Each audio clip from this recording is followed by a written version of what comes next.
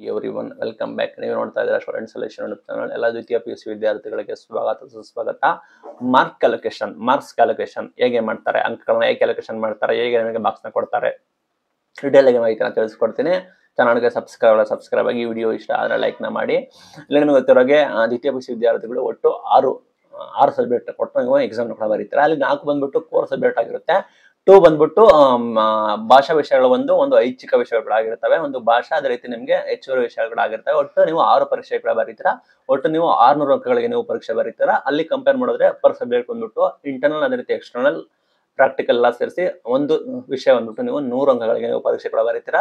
ಇಲ್ಲಿ ನಿಮ್ಗೆ ಗೊತ್ತಿರೋಗೆ ರೂಲ್ಸ್ ಕೂಡ ಇದೆ. ನೀವು ಮಿನಿಮಮ್ 100ಕ್ಕೆ 35%, ಶೇಕಡ 35% ನೀವು ಕಡ್ಡಾಯವಾಗಿ ನೀವು ಮಾರ್ಕ್ಸ್ ಕೂಡ ತೆಗಿಬೇಕಾಗುತ್ತೆ. ಇಲ್ಲಿ ನೋಡೋದಾದ್ರೆ ನಿಮಗೆ ಇಲ್ಲಿ ಯಾವುದು ಪ್ರಾಕ್ಟಿಕಲ್ ಇಲ್ಲ. ಅವರಿಗೆ ನೋಡಿ, ಇಲ್ಲಿ 80 ಅಂಕಗಳಿಗೆ ನೀವು ಪರೀಕ್ಷೆ ಕೂಡ ಬರೀತೀರಾ.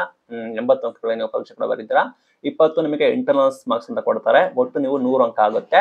ಇಲ್ಲಿ ಭಾಷಾ ವಿಷಯಗಳು ನೋಡೋದಾದ್ರೆ ನೀವು 100 ಅಂಕಗಳಿಗೆ ಕೂಡ ಪರೀಕ್ಷೆ ಕೂಡ ಬರೀತೀರಾ. ಅದರಲ್ಲಿ ನೀವು 35 ಕಡ್ಡಾಯವಾಗಿ ತೆಗಿಬೇಕಾಗುತ್ತೆ. ಇಲ್ಲಿ 80 ಅಂಕಗಳಿಗೆ ನೀವು ಪರೀಕ್ಷೆ ಕೂಡ ಬರೀತೀರಾ. ಅದರಲ್ಲಿ ನಿಮಗೆ MCQ, ಸಣ್ಣ ಉತ್ತರ, ದೊಡ್ಡ ಉತ್ತರ ಕೂಡ ಎಲ್ಲ ಇರುತ್ತೆ. 80ಕ್ಕೆ ನೀವು ಕನಿಷ್ಠ 28 ಅಂಕಗಳನ್ನ ನೀವು ತೆಗಿಬೇಕಾಗುತ್ತೆ. ಅದು ಕೂಡ ಜ್ಞಾಪನ ಇದೆ ಅನ್ಕೋತೀನಿ. ನಂತರ ಬಂದ್ಬಿಟ್ಟು ಇಂಟರ್ನಲ್ಸ್ ಮಾರ್ಕ್ಸ್ ಕೊಡ್ತಾರೆ 20 ಅಂಕಗಳಿಗೆ.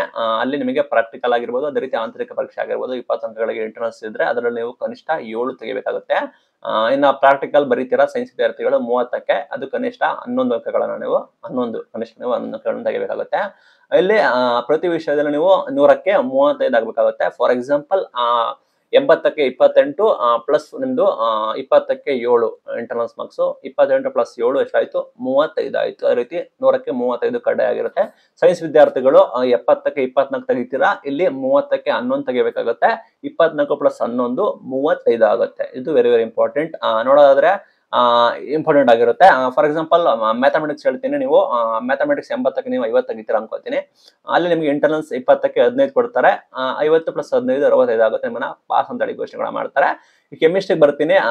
ಕೆಮಿಸ್ಟ್ರಿ ಬಂದ್ಬಿಟ್ಟು ನೀವು ಇಲ್ಲಿ ನೋಡೋದಾದ್ರೆ ಲಿಖಿತ ಪರೀಕ್ಷೆ ನೀವು 20 ತೆಗಿತೀರಾ, ಎಕ್ಸ್ಟರ್ನಲ್ 12 ತೆಗಿತೀರಾ. ನಿಮ್ಮನ್ನ ಫೇಲ್ ಅಂತ ಹೇಳಿ ಕನ್ಸಿಡರ್ ಕೂಡ ಮಾಡ್ತಾರೆ. ಯಾಕಂದ್ರೆ ಅಲ್ಲಿ ನಿಮ್ದು ಪಾಸಿಂಗ್ ಮಾರ್ಕ್ಸ್ ನಿಮ್ದು 24 ಇರುತ್ತೆ, ನೀವು ರೀಚ್ ಆಗೋದಿಲ್ಲ. ಅದನ್ನ ಫೇಲ್ ಅಂತ ಘೋಷಣೆ ಮಾಡ್ತಾರೆ. ಗ್ರೇಸ್ ಮಾರ್ಕ್ಸ್ಗೆ ಬರೋದಾದ್ರೆ ಅದು ಸಪರೇಟ್ ಇರುತ್ತೆ. ಗ್ರೇಸ್ ಮಾರ್ಕ್ಸ್ ಅದು ಸಪರೇಟ್ ಆಗಿ ಕೊಡ್ತಾರೆ. ಅದರ ಬಗ್ಗೆ ನಾನು ವಿಡಿಯೋ ಕೂಡ ಮಾಡಿದ್ದೀನಿ, ಅದನ್ನು ತಿಳಿಸ್ಕೊಳ್ಳಿ. ಗಮನಿಸಿ, ನೀವು ಶೇಕಡ 35% ಕಡ್ಡಾಯ. ನಿಮ್ದು ಇಂಟರ್ನಲ್ಸ್ ಅದೇ ರೀತಿ ಎಕ್ಸ್ಟರ್ನಲ್ಸ್ ಕೂಡ ಸೇರಿಸಿದ್ರೆ 35 ಕಂಪಲ್ಸರಿ 35 ಕೂಡ ಬರಬೇಕು. ಗ್ರೇಸ್ ಮಾರ್ಕ್ಸ್ ಸಪರೇಟ್, ಅದು ಸಪರೇಟ್ ಆಗಿ ಹೇಳಿದ್ದೀನಿ. ಡೌಟ್ ಇದೆ ಕಮೆಂಟ್ ಮಾಡಿ ತಿಳಿಸಿ. ಗ್ರೇಸ್ ಮಾರ್ಕ್ಸ್ ಸಪರೇಟ್ ಆಗಿ ಕೊಡ್ತಾರೆ. ಗ್ರೇಸ್ ಮಾರ್ಕ್ಸ್ ನೋಡೋದ್ರಲ್ಲಿ ಹೇಗೆ ಅಂದ್ರೆ 1 ಅಥವಾ 2 ವಿಷಯ, ಮ್ಯಾಕ್ಸಿಮಮ್ 2 ವಿಷಯದಲ್ಲಿ ನಿಮಗೆ ಗ್ರೇಸ್ ಮಾರ್ಕ್ಸ್ ಸಿಗುತ್ತೆ. ಇಲ್ಲಿ ನಿಮಗೆ ಯಾರು ಮಿನಿಮಮ್ 2 ರಿಂದ 5 ಅಂಕಗಳಲ್ಲಿ ವ್ಯತ್ಯಾಸ ಇರುತ್ತೆ ಇನ್ನೇನು ಪಾಸ್ ಆಗೋದಕ್ಕೆ. ಇನ್ನು 2 ಅಥವಾ 2 ರಿಂದ 5 ಅಂಕಗಳು ಬಂದಿದ್ರೆ ನೀವು ಪಾಸ್ ಆಗ್ತಾ ಇದ್ರಿ. ಅಂತ ವಿದ್ಯಾರ್ಥಿಗಳಿಗೆ ಗ್ರೇಸ್ ಮಾರ್ಕ್ಸ್ ನ ಕೊಟ್ಟು ಪಾಸ್ ಕೂಡ ಮಾಡ್ತಾರೆ. ಅದರ ಬಗ್ಗೆ ಕೂಡ ಮಾಹಿತಿ ಇದೆ. ಇದು ನಿಯಮ ಕೂಡ ಪ್ರತಿ ವರ್ಷ ಕೂಡ ಬದಲಾವಣೆ ಆಗ್ತಾ ಇರುತ್ತೆ. ಈ ವರ್ಷ ಕೂಡ ಕೊಡ್ತೀವಿ ಅಂತ ಹೇಳಿದ್ದಾರೆ. ಫೈನಲ್ ನಿಮಗೆ ಕ್ಲಾರಿಫಿಕೇಶನ್, ಕನ್ಫರ್ಮೇಶನ್ ಕೂಡ ಸದ್ಯದಲ್ಲೇ ನಿಮಗೆ ಸಿಗುತ್ತೆ. ಇಂದ ಸಪ್ಲಿಮೆಂಟರಿ ಪರೀಕ್ಷೆ ಬರೋದಾದ್ರೆ ಇಲ್ಲಿ ಯಾವ ವಿದ್ಯಾರ್ಥಿಗಳು ಫೇಲ್ ಆಗ್ತಾರೆ ಅವರಿಗೆ ಸಪ್ಲಿಮೆಂಟರಿ ಕೂಡ ಬರೀಬಹುದು. ಇಲ್ಲಿ ಈಗ ಈ ಬಾರಿ ಏನ್ ಮಾಡಿದಾರೆ ಅಂದ್ರೆ, ನಿಮಗೆ ಇನ್ ಕೇಸ್ ನಿಮ್ಗೆ ಇಷ್ಟ ಆಗಿಲ್ಲ ಅಂದ್ರೆ 3 ಪರೀಕ್ಷೆ ಕೂಡ ಇದಾವೆ. ನಿಮ್ಗೆ ಇಷ್ಟ ಆಗಿಲ್ಲ, ನನಗೆ ಈ ಪರೀಕ್ಷೆ ಇಷ್ಟ ಆಗಿಲ್ಲ ಅಂದ್ರೆ ಬೇಕಾದ್ರೆ ನೀವು ಮತ್ತೊಮ್ಮೆ ನೀವು ಪರೀಕ್ಷೆ ಕೂಡ ಬರ್ಕೊಂಡು ನಿಮ್ಮ ಮಾರ್ಕ್ಸ್ ಅನ್ನು ಕೂಡ ಇಂಪ್ರೂವ್ ಕೂಡ ಮಾಡ್ಕೋಬಹುದು. ಇಲ್ಲಿ ಕೇವಲ 35% ಇದ್ರೆ ಮಾತ್ರ ನಿಮ್ಮನ್ನ ಪಾಸ್ ಅಂತ ಹೇಳಿ ಘೋಷಣೆ ಕೂಡ ಮಾಡ್ತಾರೆ. ರ್ಯಾಂಕ್ ಸಿಸ್ಟಮ್, ಗ್ರೇಡ್ ಸಿಸ್ಟಮ್ ಬಗ್ಗೆ ಹಿಂದೆ ಕೂಡ ಹೇಳಿದ್ದೀನಿ. ಯಾವ ರೀತಿ ಫಸ್ಟ್ ಕ್ಲಾಸ್, ಯಾವ ರೀತಿ ಸೆಕೆಂಡ್ ಕ್ಲಾಸ್, ಯಾವ ರೀತಿ ಥರ್ಡ್ ಕ್ಲಾಸ್ ಅಂತ. ಅದು ಕೂಡ ಅದ್ರ ಬಗ್ಗೆ ಡಿಸ್ಕ್ರಿಪ್ಷನ್ ಹಾಕಿರ್ತೀನಿ, ಬೇಕಾದ್ರೆ ವಿಡಿಯೋನ ಕೂಡ ನೋಡಿ. ಅಂತಿಮವಾಗಿ ನೋಡೋದಾದ್ರೆ ನೀವು 600ಕ್ಕೆ 450 ತೆಗೆದ್ರೆ ನಿಮಗೆ 75% ಅಂತ ಆಗುತ್ತೆ, B+ ಅಂತ ಆಗುತ್ತೆ. ಈ ರೀತಿ ನಿಮಗೆ ಇದೆ. ಇಲ್ಲಿ ನೀವು ನಿಮ್ಗೆ ಎಷ್ಟು ಸಮಸ್ಯೆ ಆದ್ರೆ, ನಿಮಗೆ ಏನಾದ್ರು ನಿಮ್ಮ ಮಾರ್ಕ್ಸ್ಗಳು ಸರಿಯಾಗಿಲ್ಲ ಅಂದ್ರೆ ನೀವು ರೀವ್ಯಾಲ್ಯೂಯೇಷನ್ ಕೂಡ ಹಾಕ್ಬೋದು.